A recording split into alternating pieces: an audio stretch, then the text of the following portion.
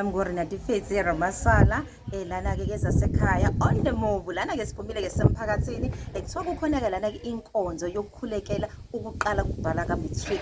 Ngizoke ngithule-ke lana-ke uSingayi azisho ukuthi-ke yena ungubani.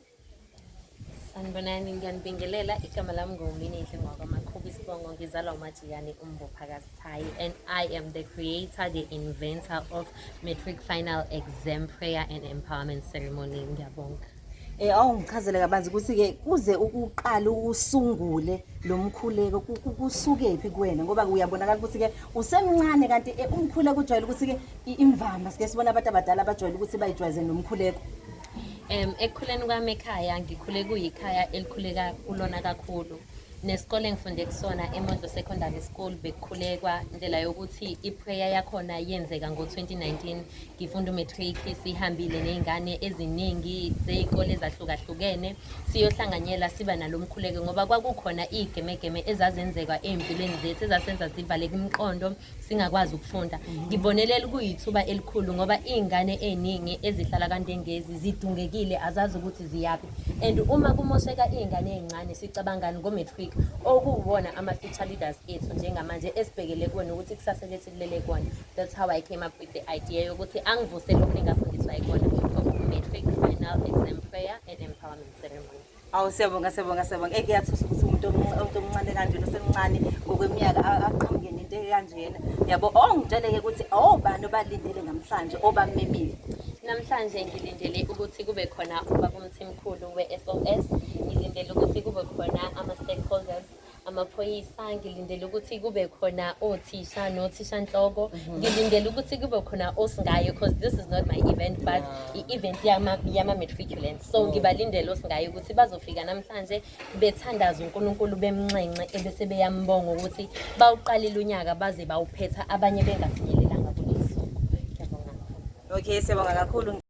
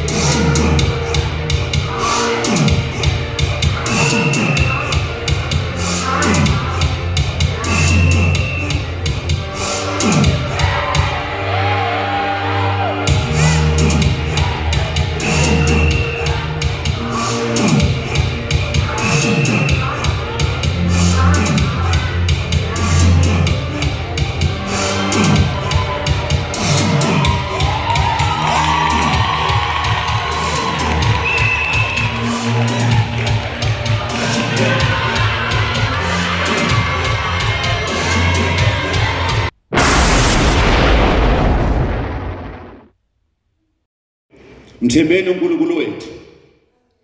Trust yourself. Awazi ukuthi ungazithembi wena ubhala ngoba lento oyibhalayo verse kusho ukuthi ayizothembakala. Before ngikhuleke nginama key words engifuna ukuthi nginikeze wona. Trust your prayer. Singawuthemba thina umkhuleko sihlangene sisonke singabafundisi itafula nothisha benu. Kodwa if mina ningawuthembi ni-reject umthandazo wethu ngeke uze kusize ngalutho. Lento bobishop khona into engayibonayo basithandazele ezikoleni ingakathandazi. Angazi noma yambuleka kumina yini ukuthi fanele sithandazele umfundi sithi ngegama kaJesu sisusa izinto kuyena bese umfundi bese ethatha ipeni ngokholwa athatha isesazi athatha iphepha bese yabhala bese yathemba. Kodwa uma bese othandazela ipeni lona alwazi ukuthi libhala ngamanye amazwi inhloso yethu ukuthandazela umfundi yena ozobhala ofundayo hayi ipeni. So iloko nje bengizosho njalo bese ngithandaza ke isupport bomama bakhona abafundi ukuze baqhubeke ake sibanikezeni isupport sibayeke ubasebenzisa kakhulu sibanike isupport ngaleyo ndlela 100% ezikoleni zethu zakandengezi sizoyiqhenya ngazo ake sivala amehlo.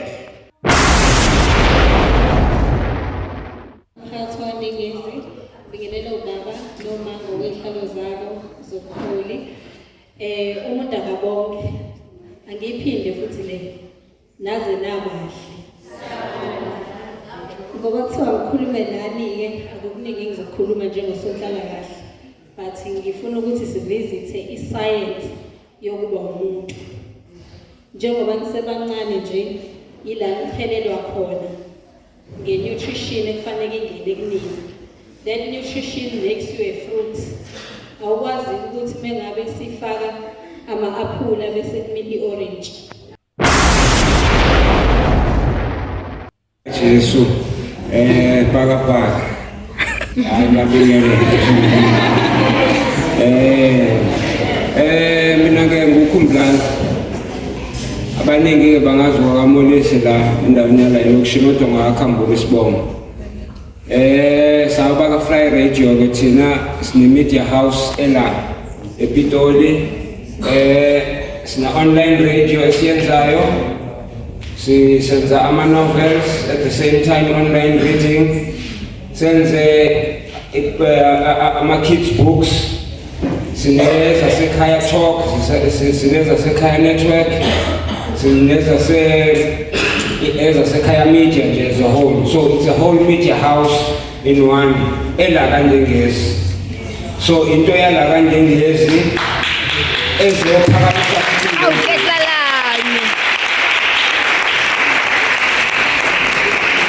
radio ibroadcastela khona la kandengezi kodwa it is international. Kodwa kukho konke it is an online radio. So ngiyazi ukuthi leyo ichaza ukuthini. Fanele ke ube nani ube ne-data, right? Ube ne-data ukuze ukwazi uku-access. So into sometimes ama-data ethu sike siwathengele ukwenza izinto engasifundisa ungagcini ukuthi ekugcineni. Sometimes kufanele idatha lakho uma ulisebenzisele into owaziyo ukuthi you will gain something ekugcineni. Yazi ngiyathanda ukuthi ngike ngini-encourage ngicela nje ukuthi ningivumele ngike ngibafakazele abantwana.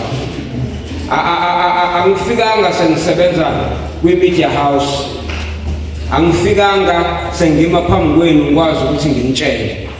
Mhlawumbe ngelinye ilanga nina beningangidlula la emgaqweni ningikhulume kabi niyezwa ngilana nje musa kaNkulunkulu niyezwa. Amen. Yabona uma ufunda incwadi kaMshumayeli chapter 12 verse 1 lithi sithokozise ebusheni bakho ngoJehova zingakafiki izinsuku ezimbi lapho ngeke uthokoze khona. Niyezwa? Uyabona uma ufunda incwadi yeZakha lithi ukuzijwayeza nababi kunakalisa ukuhamba okuhle.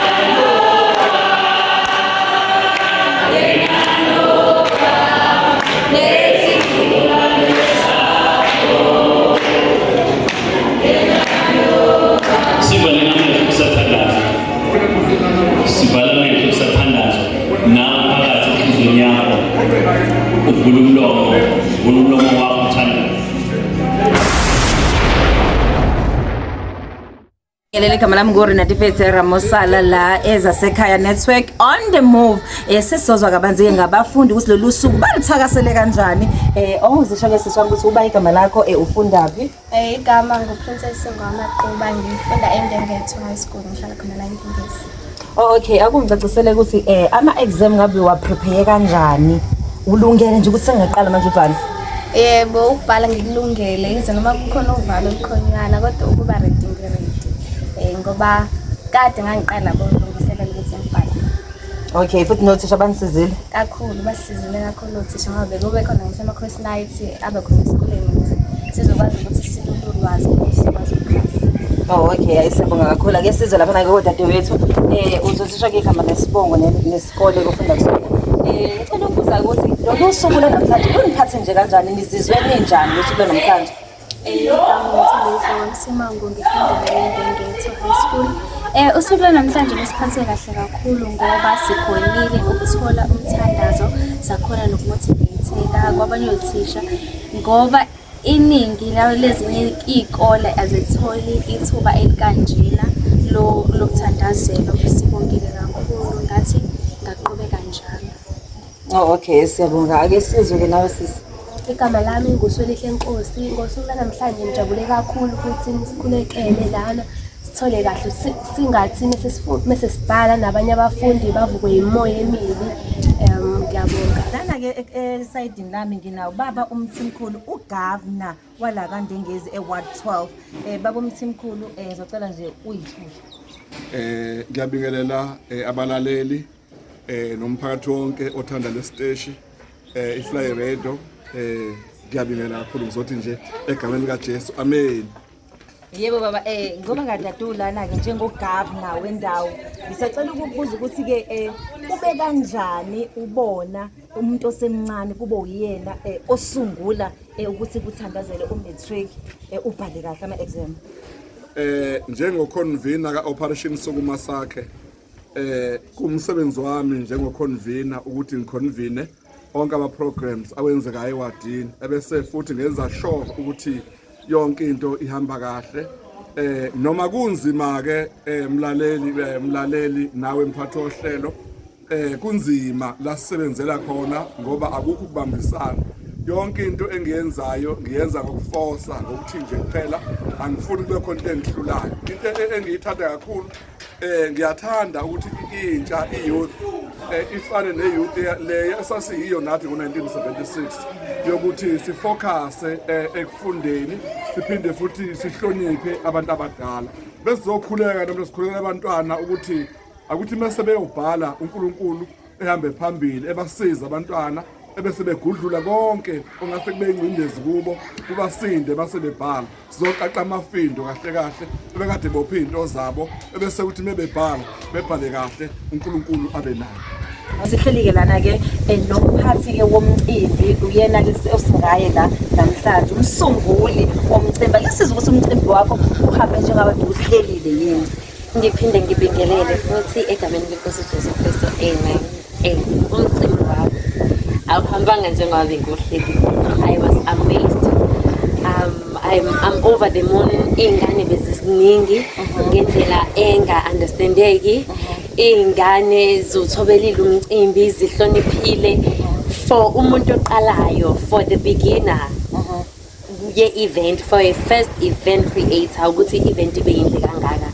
Kumina bekungumusa, ibiyinhle ngendlela eyisimanga, kodwa ngiyathemba ukuthi uma sengiyenza futhi kuyobe kungibona ubuhle, kodwa kuyobe kubuhle ophambana nalezi zinto ey'bizwa ngo-cherry on top zey'ngisi yabo. Kodwa ubumuhle, uNkulunkulu emuhle njalo, unginikile amandla, banginikeza nothando wakhe. Ngisacela lokhu enikwenzile mina ningayeki. Ngibonge kwi-Fly Radio efikile yazongisapotha, ngibonge ku-Mr. Mthimkhulu nama-stakeholders akhe, ngibonge kubantu bonke abathe bafika bazongisapotha, ngibonge nobabukhansela uSijongo engena ehambile waye emithingini ye-caucus kodwa nangu seyangena, okusho ukuthi nayo befisa ukuba lapha. Ngibonge uMr. Nyawo, ngibonge oprincipal bonke, ngibonge abafundi abafikile bathi bazohlala bembonga uNkulunkulu, ngibonga ama-pastors onke abekhona ebese ngiyibonga nabo. Ngiyabonga kumina, ngisacela ngingaphela amandla, ngisacela ukuthoba njalo, ngisacela uNkulunkulu kube uyena ongiphakamisayo lapho nami ngiphakama, iqhubeke ngithobise njalo. Ngiyabonga kakhulu. Sibonge kakhulu, siyabonga nje ukuthi la kanti ngezi khona umuntu oseyintsha osemncane angakwazi ukusungula into kanjena. Siyabonga kakhulu. Ningakhohlwa ke lapha ke ukusubscribe nokulike nokushare. Sithi nje bye bye. Bye.